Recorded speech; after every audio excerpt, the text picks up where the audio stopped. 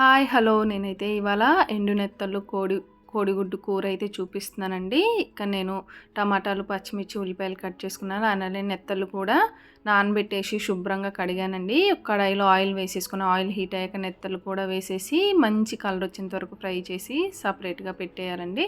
అదే ఆయిల్లో కొంచెం మెంతిపొడి, పోపు దినుసులు, జీలకర్ర, అలానే కొంచెం పసుపు వేసేయాలి. ముందుగా కట్ చేసుకున్న 3 ఉల్లిపాయలు, మీడియం సైజు ఉల్లిపాయలు వేసేసి కొంచెం కల్లుప్పు వేసి ఫ్రై చేయాలండి. కల్లుప్పు వేసి త్వరగా ఫ్రై అవుతుందన్నమాట.